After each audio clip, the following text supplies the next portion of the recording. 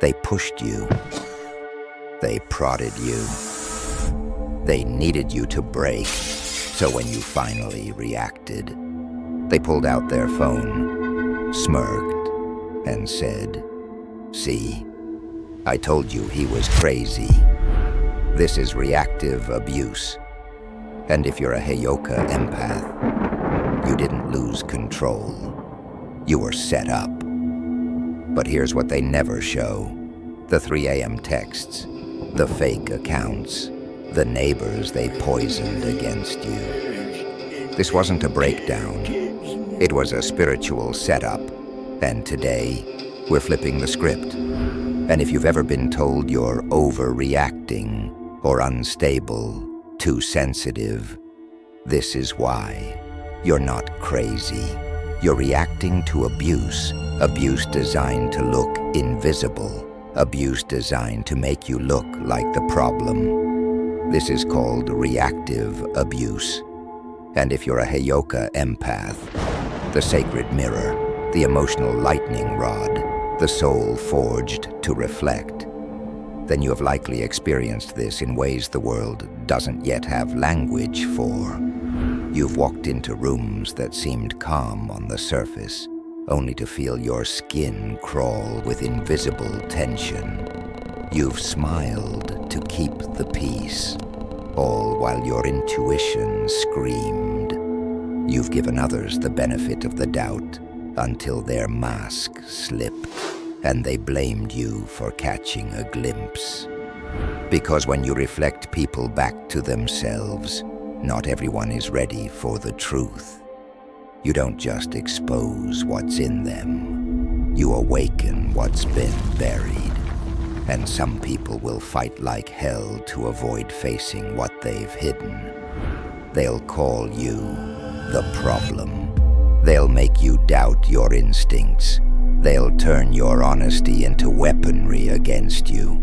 And when you finally speak up, when you can no longer hold the weight of silence, they'll point the finger and say, "See, look how unstable you are." But here's what they never say. Look what we did to provoke that reaction. Because reactive abuse is never about a single moment.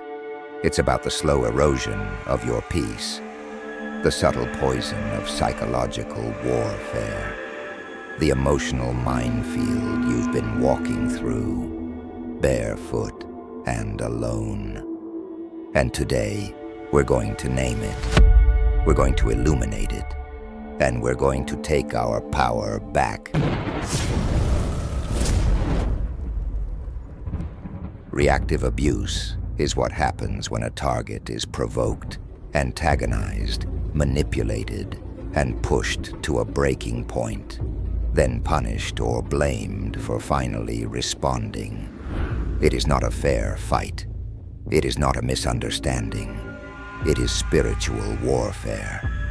And to the untrained eye, it can look like the victim is the aggressor, because the moment you scream, cry, or finally lash out after hours or days of subtle torment, that is the moment they record. That is the story they tell. But let's be very clear. Abuse isn't measured by who yells. It's measured by who holds power. They only saw you react. This is psychic warfare, and empaths, especially Heyokas, are prime targets. Because you don't just feel, you transmit, you reveal. There was a day I'll never forget. Not because it was loud, but because of the silence that came after. I was standing in a room with people who claimed to care about me. But there was this look in their eyes, like they were waiting for me to mess up. Like they already decided who I was and were just waiting for proof. The days leading up to it were full of subtle pokes, side comments, withheld glances, stories that twisted just enough to turn people sideways toward me. And I stayed calm at first. I breathed through the rising heat in my chest. I tried to be the bigger person. I even convinced myself it would pass. But it didn't pass. It escalated. Until finally, one word, one smug smirk, and I cracked. I raised my voice. I pointed out the lies. I told the truth they'd been dancing around like it wasn't thick in the air. We are talking about anger. And the moment I did, they all looked at me like I was the villain. One person shook their head like they were disappointed. Another whispered something behind a hand. And one walked away entirely. Not one of them asked what led up to that moment. Not one of them cared about the quiet cruelty I'd endured before I broke. To them, I was too reactive, too intense, too much. But what they didn't see, what most people never see, is the energetic warfare that leads up to a Heyoka's outburst. They didn't feel the slow drain on my aura. They didn't witness the spiritual poking, the baiting, the inversion. They didn't understand what it means to be a mirror in a room full of people clinging to illusions. I wasn't crazy. I was cornered. That wasn't me lashing out. That was me finally defending my soul. And when the dust settled, I didn't feel like I'd won. I felt emptied, shaken, like something sacred in me had been touched by poison, and I wasn't sure how to cleanse it. But with time, I began to see it for what it was. A spiritual ambush, an energetic setup, the kind of ritual a Dark Triad soul orchestrates just to see if it can make the mirror crack. Let me tell you something, if you've been there, if you've ever felt ashamed for how you reacted, you are not alone. You were pushed, you were disoriented, and someone counted on your reaction to become the story they tell. But here's the truth. Your reaction does not erase their provocation. Your outburst does not define your character. Your breakdown does not make you abusive. It makes you human. It makes you someone who feels. It makes you someone who finally said, enough.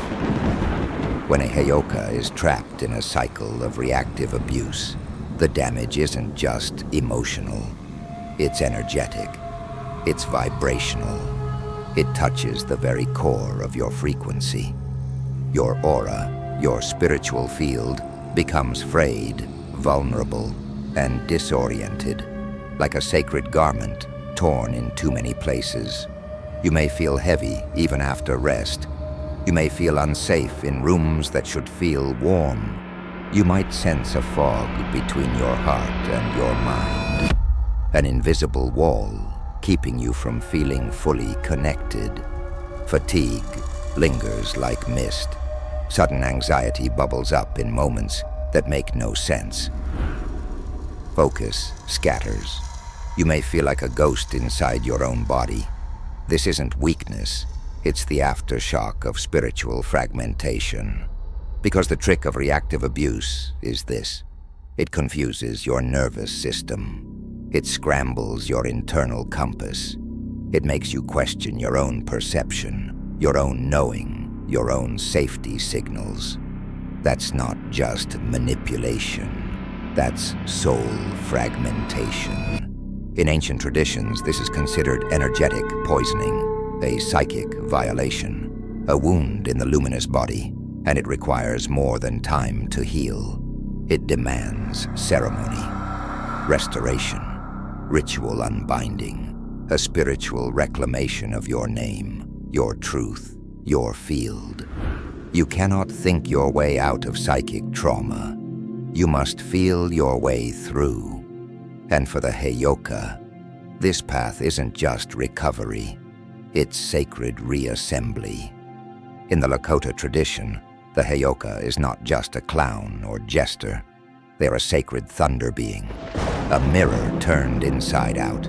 They ride against the wind, laugh when others cry, speak truth through inversion. Their way is medicine, but often misunderstood. Because when the Heyoka reveals what others won't face, they become a threat to the illusion, and the illusion strikes back. In Christian mysticism, the echoes of reactive abuse live in the story of Christ, a truth teller, a system disruptor, a sacred mirror. He did not conform, he illuminated, and when the powers that be felt their foundations tremble, they accused him of blasphemy, madness, rebellion. They saw only the reaction, not the wound he was naming. In Sufi tradition, truth often comes cloaked in madness. The wandering fool, the divine drunkard, the one who dances through contradiction to awaken the soul. These mystics challenge linear minds, offend rigid doctrines, and in doing so, pull veils away from the face of the divine. And in Hindu myth, Krishna, the divine trickster, reveals truth not with sermons, but with play, mischief, and mirrored reflection. He exposes hypocrisy with laughter. He disarms ego with irony, not to mock, but to free, because sometimes the fastest way to awaken someone is to surprise their shadow into the light. Across all these lineages, we find the same sacred pattern: the mirror, the fool, the rebel, the truth teller, each punished for reflecting what others refuse to see. The Heyoka isn't new. The Heyoka is eternal, and every era has tried to silence them, because the sacred mirror has always been misunderstood and often crucified. Dark Triad personalities, narcissism, Machiavellianism, psychopathy, aren't just cruel, they're calculated. They don't move randomly, they move with precision, always seeking control, always hunting for weakness, but not in the way you might think. They're not threatened by your flaws, they're threatened by your clarity, your authenticity, your light, because they can feel it when someone sees through them. They know it. It buzzes in their nervous system like a glitch in their programming. And when you're a Heyoka, you don't even need to speak it aloud. Your very presence begins to unravel their performance. They sense it, they smell it, and it terrifies them, because they know something instinctively. The Heyoka is immune to illusion, not immune to pain, not immune to confusion, but ultimately immune to long-term manipulation. You may question yourself for a time. You may spiral, but the mirror always recenters, and that makes you dangerous to them. So they follow a pattern. They gaslight until your voice is shaky. They provoke you until your soul cries out. Then they step back, tilt their head, and say, "Wow, look what you've become." It's never about truth. It's about control. It's about hijacking your reflection and convincing others that it's you who is broken. And because reactive abuse is so misunderstood, the world believes them. People watch you react and assume that reaction is the whole story. They don't see the spiritual erosion, the psychological ambush, the slow siphoning of your power. They see the outburst and miss the months of silent agony. And when they align with the abuser, when they spread the lie, that's not just betrayal. That's psychic violence by proxy, flying monkeys, enablers, apathetic observers who can't or won't look deeper. They become part of the mechanism. They help reinforce the illusion that your pain is pathology, that your resistance is dysfunction. But I see you, and I know the truth.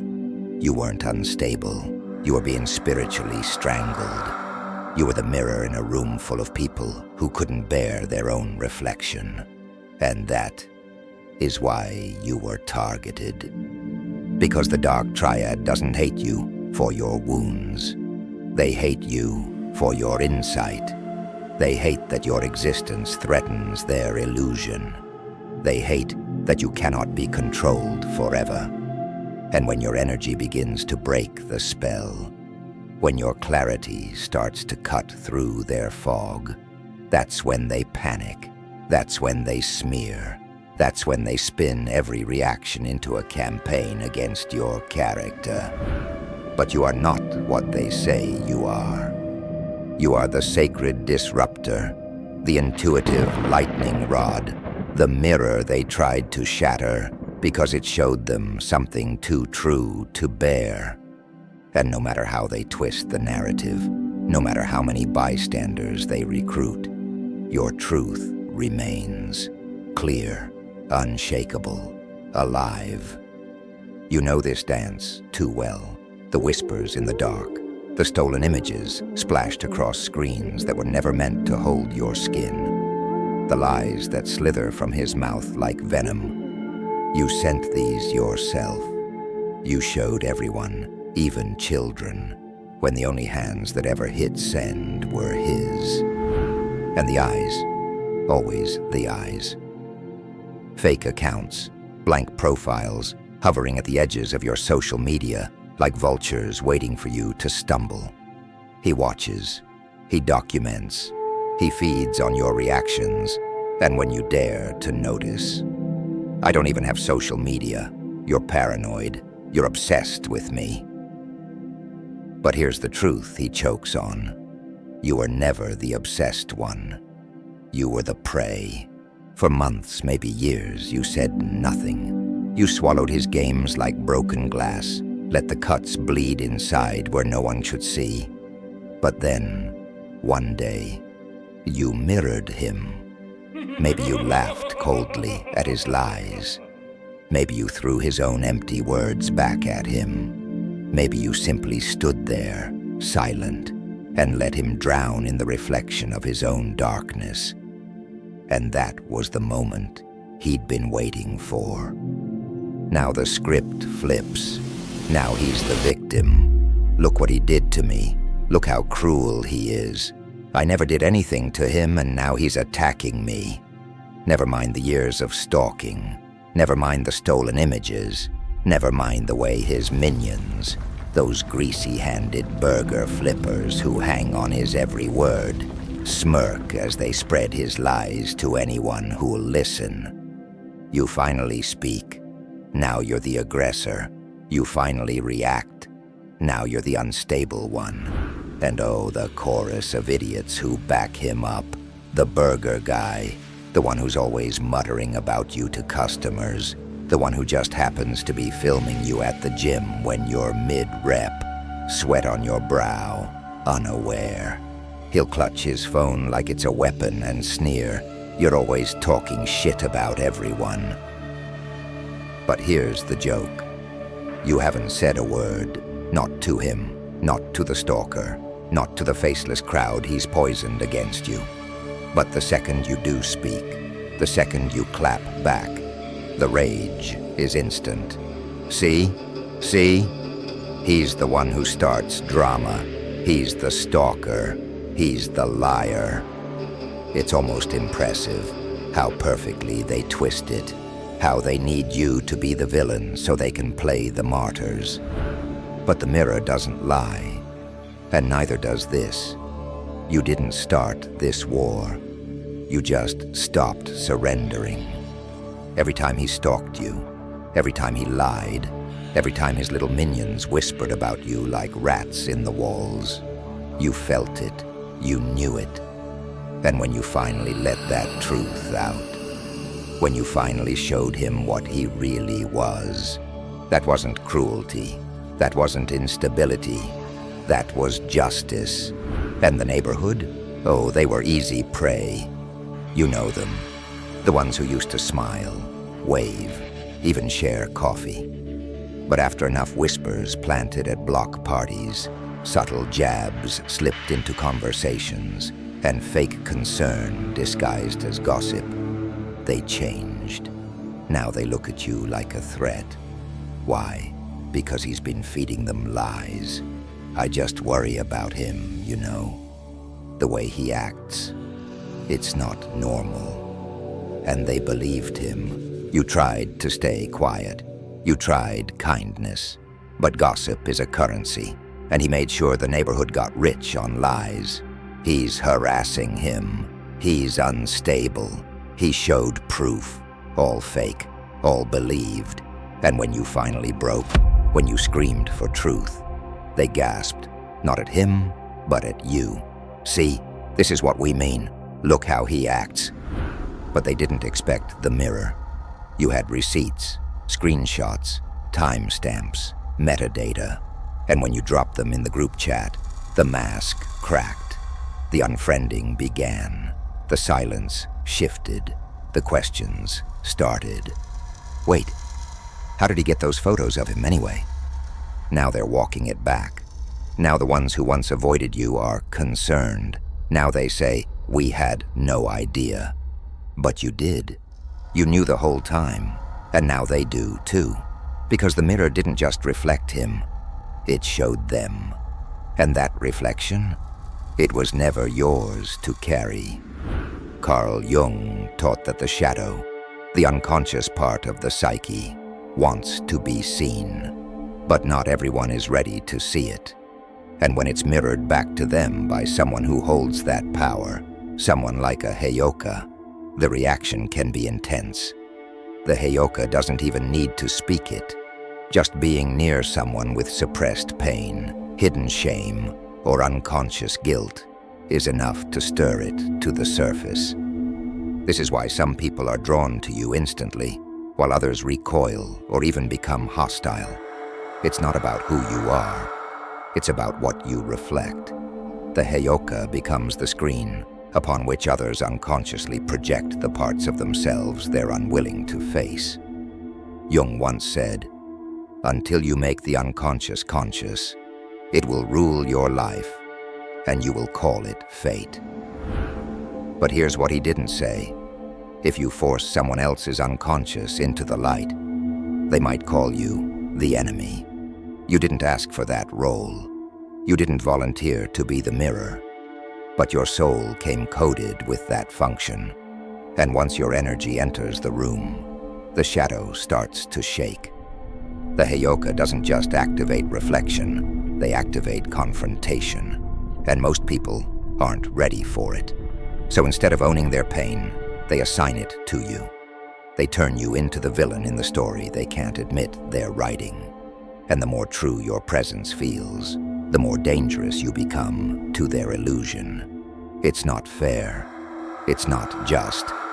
But it is the path of the sacred mirror, and it requires discernment, protection, and deep spiritual grounding.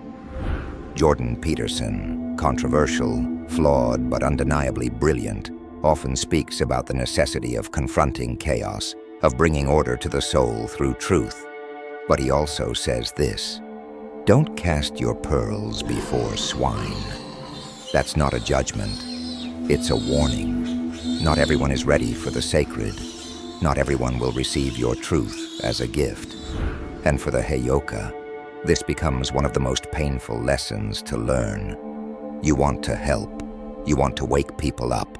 You want to pull the curtain back and show them the light inside their own soul. But not everyone wants to be awakened. Not everyone wants to be free. Some people cling to their illusions like oxygen, and when you threaten that illusion, even gently, even with love, they will retaliate. Not because you're wrong, but because you're right before they're ready. Your truth becomes the weapon they say you're holding. Your clarity becomes the spotlight they claim is violence. And so you must learn the art of boundary, not out of bitterness, but out of wisdom. Not out of superiority, but out of survival. Because sometimes protecting your energy means knowing when to speak, and when to walk away, when to shine, and when to cloak yourself in silence. This isn't cowardice, it's sacred discernment. It's the wisdom that comes from battle. And you, dear empath, have fought more wars with your heart than most could comprehend. So no, you're not wrong for withdrawing. You're not cold for going quiet. You're not unkind for pulling back.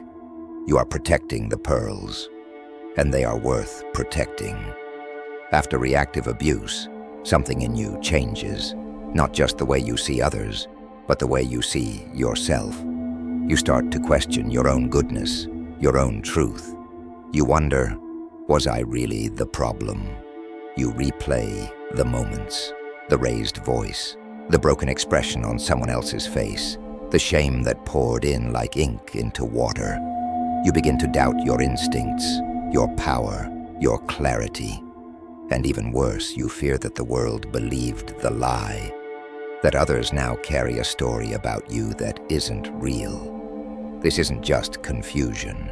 This is spiritual trauma, the kind of fracture that logic can't fix.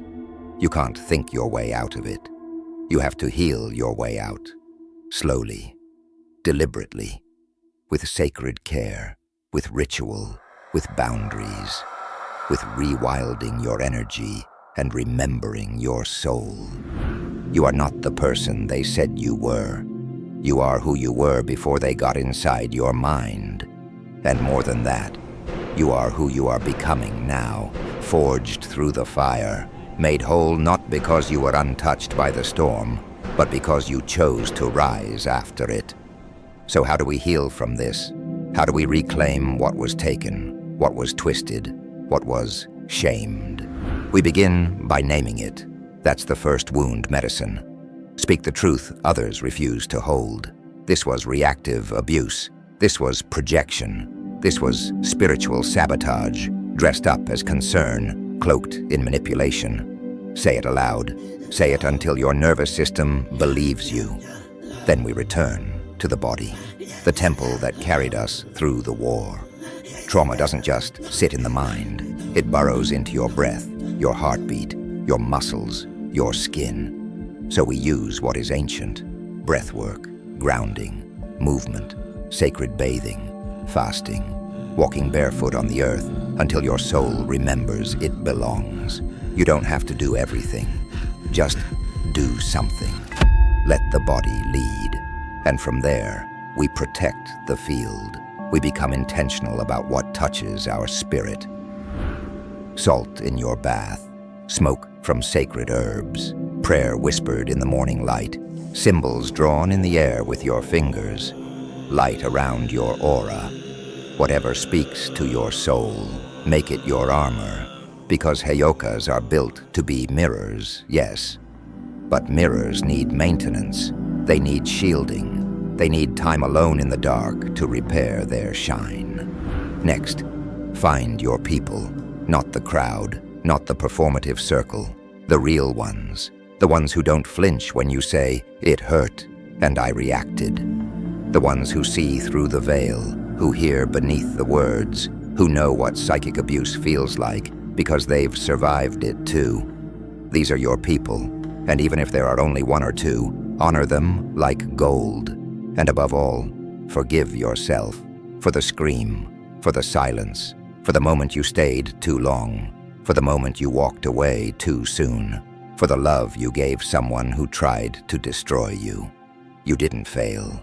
You endured. And survival is not shameful. It is sacred. It is holy. You, dear Heyoka, were not born to suffer. You were born to shine.